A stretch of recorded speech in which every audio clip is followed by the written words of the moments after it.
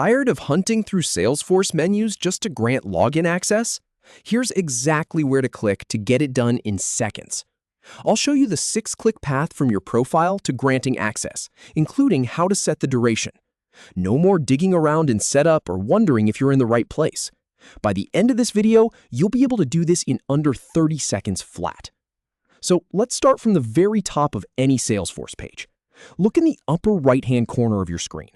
You'll see your profile icon. It's usually a small avatar or your initials in a circle. That's your starting point.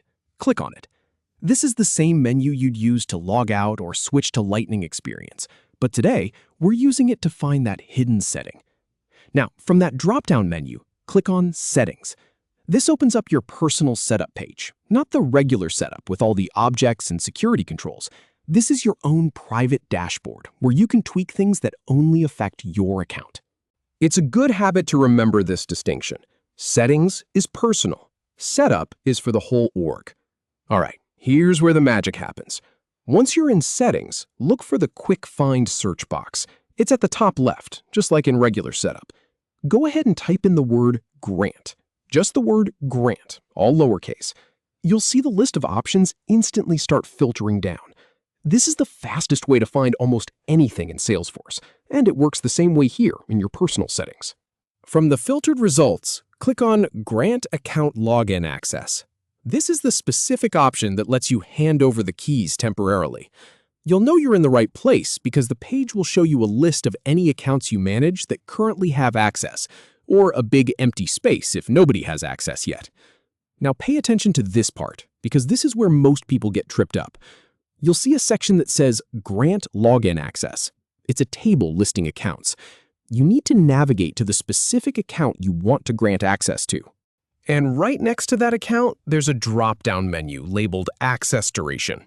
Click that drop-down. You'll see options ranging from 1 hour all the way up to 30 days. In my experience, the most common choice is either 24 hours or 7 days for a consultant or support rep. Just pick the time frame that makes sense for your situation. If the account isn't showing up, double-check that you actually have administrative rights over it.